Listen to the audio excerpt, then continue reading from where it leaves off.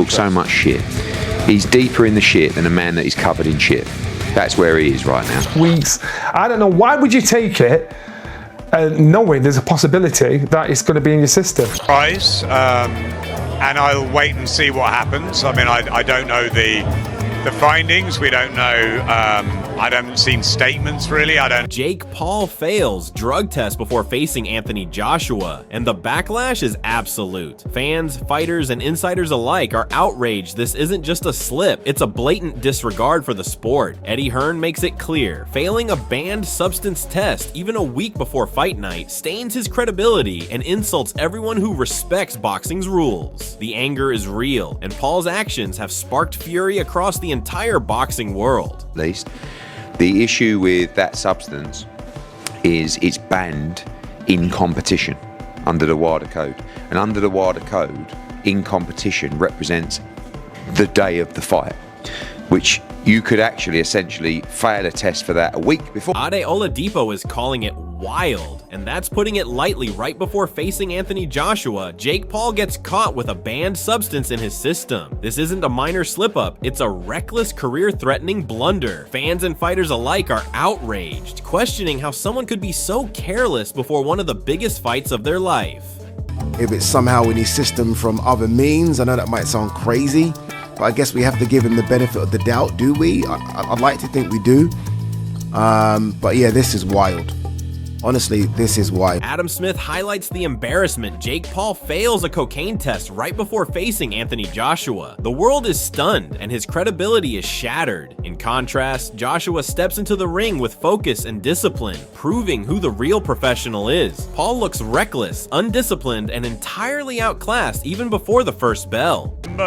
Eddie said to me yesterday at 60-40, so we don't know. I don't know if that is the case and he's failed a sample for cocaine. That's really surprising, massively surprising. John Fury exposes the truth. Jake Paul is breaking the rules to gain an edge, and it's humiliating. Anthony Joshua, disciplined and clean, stands in stark contrast. Paul's desperate shortcuts highlight his lack of professionalism, while AJ's integrity and preparation make him the clear favorite in this showdown. It is illegal to use your steroids, and that's what he's doing to gain an edge. Well, feel sorry. Johnny Nelson cuts straight to the nonsense. Jake Paul has managed to turn sheer stupidity into an art form. Taking a banned substance knowing it could linger before facing Anthony Joshua is mind-boggling. This isn't just careless, it's embarrassing. Paul looks like a reckless showman, while AJ's discipline makes him look untouchable. People think, now you won't know what stays for 2 weeks.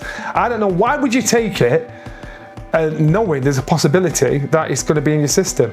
And why would you take it for our sport anyway? Duke McKenzie highlights the humiliation. Jake Paul can't even pass a basic test, and now 2 samples confirm the same thing. It's a fiasco that exposes him as a fraud in front of the entire boxing world. Anthony Joshua, disciplined and clean, looks like the real athlete, while Paul's reputation crumbles spectacularly.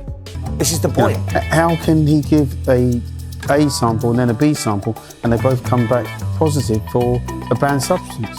It doesn't make any sense. Adam Catterall captures the chaos perfectly. Jake Paul has thrown his credibility out the window. Right before a monumental clash with Anthony Joshua, he's exposed as careless and reckless. Fans are incredulous, questioning how he expects to be taken seriously. Every headline makes Paul look like a gimmick, not a legitimate fighter. Shocking. When any fighter fails a performance-enhancing drug test, it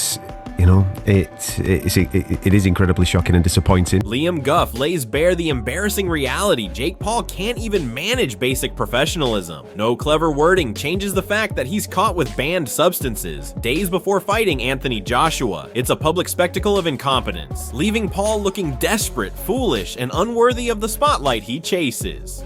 I'm just chucking it out there. If depending on the amount, that will depend on how long it remains in your system. So from what I can gather, if you've taken a very limited amount, very little amounts, it could stay in your system depending on the nature of the test. If it was a saliva test, if it was a urine test, if it was a hair test, it's going to stay in your system a lot longer. But Spencer Oliver is spot on. Jake Paul has humiliated himself and everyone watching. Failing a drug test for cocaine right before a monumental fight with Anthony Joshua is not just careless, it's embarrassing, reckless, and unprofessional. Every claim, excuse, or attempt to justify it looks pathetic. Paul's actions make him appear as a desperate, showboating amateur, unfit for a serious bout. Meanwhile, Joshua's discipline, focus, and professionalism stand in stark contrast, reinforcing why he's the real athlete in this matchup. Paul's reputation is crumbling, and this scandal will follow him long after the fight, defining him more for his mistakes than any punches thrown.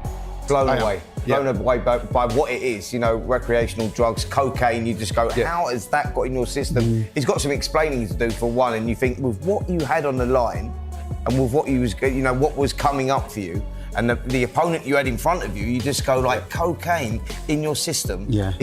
It's absurd. Johnny Nelson delivers a harsh reality check. Jake Paul's drugs do nothing to make him a legitimate fighter. Using banned substances before facing Anthony Joshua is not clever. It's humiliating. Paul looks like a reckless amateur who doesn't understand the sport he's stepping into. Meanwhile, Joshua's preparation, skill, and discipline underline exactly why he's in a completely different league. Paul's attempts at shortcuts only expose him, turning him into a cautionary tale of what happens when a showman pretends to be a professional.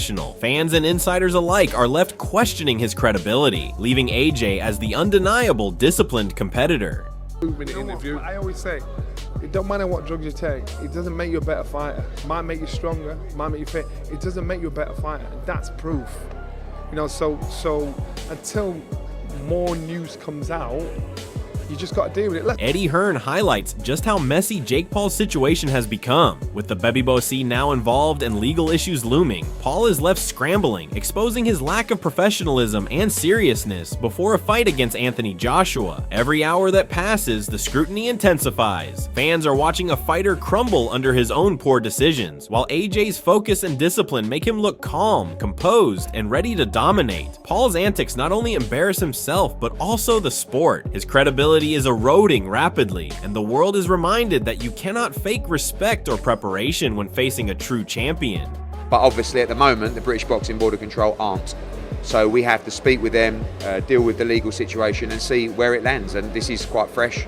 Obviously, I don't even think it's 30 minutes. I think it's more like 10 or 15 minutes since that. And you know, we'll see what... Carl Frampton makes a damning statement that applies perfectly to Jake Paul. Taking banned substances before a fight with Anthony Joshua is not just embarrassing, it's dangerous, irresponsible, and shows total disregard for the sport. Paul's reckless actions put his opponent, the sport, and his own credibility at risk. While AJ prepares with integrity, Paul's antics make him look like a foolish amateur chasing fame rather than a legitimate fighter. Fans, analysts, and fellow boxers see through the facade, and Paul's reputation is sinking fast. This scandal could define him as much as any fight, marking him as undisciplined and reckless in boxing history. High-profile guys getting caught, and it's just horrible. Genuinely, and I know you were about saying, without going fucking fully mental here, I just believe if you're caught with any performance-enhancing drug, you should be banned.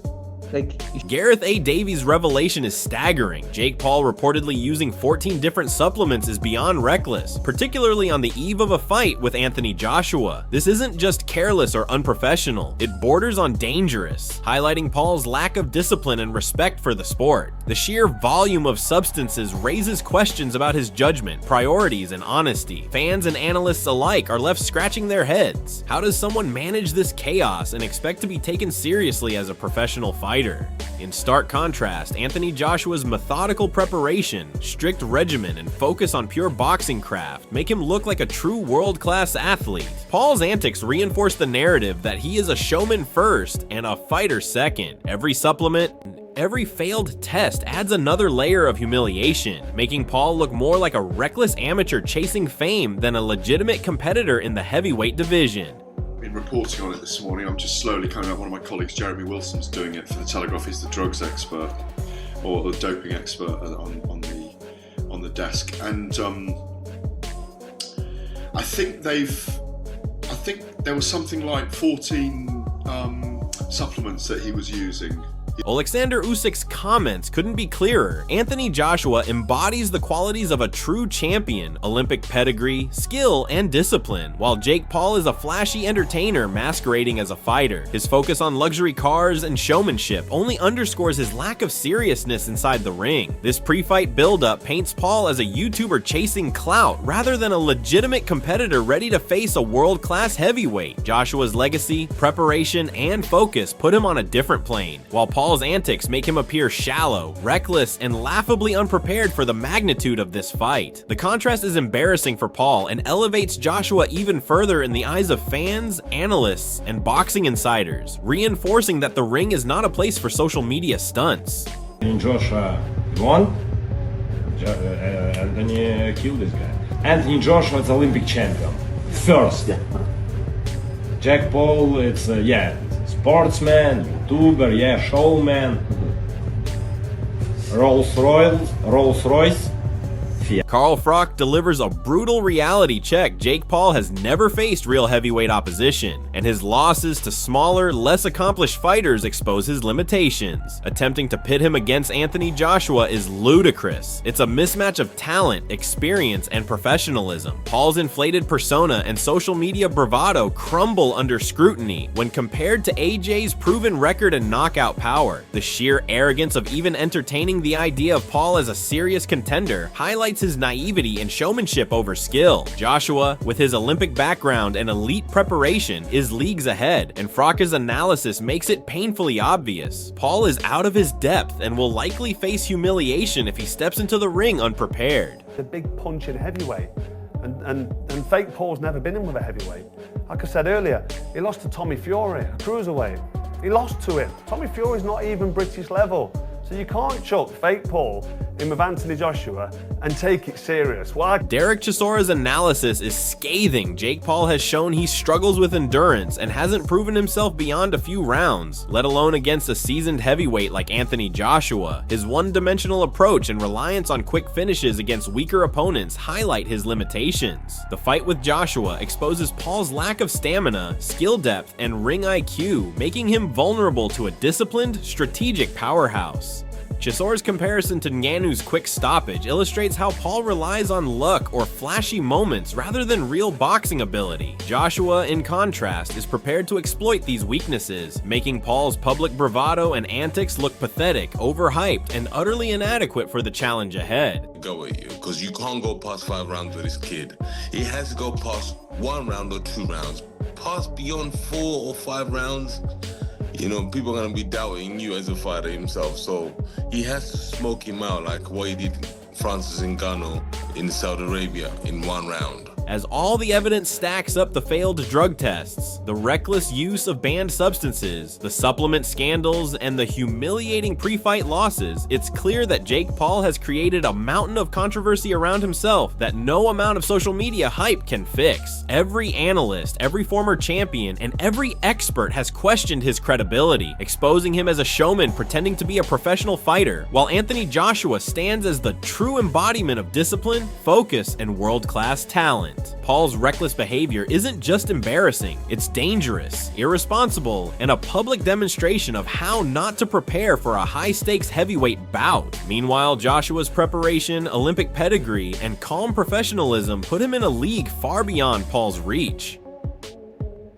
Fans across the world are witnessing a stark contrast between genuine boxing excellence and empty hype, and the narrative is already being written AJ is untouchable, while Paul's credibility is in ruins. If you're following this explosive saga, now is the time to weigh in. How do you see this fight unfolding, and can Jake Paul ever recover from this mountain of scandal, or will Anthony Joshua dominate in the ring as the clear, undisputed professional? Comment your thoughts below and join the conversation.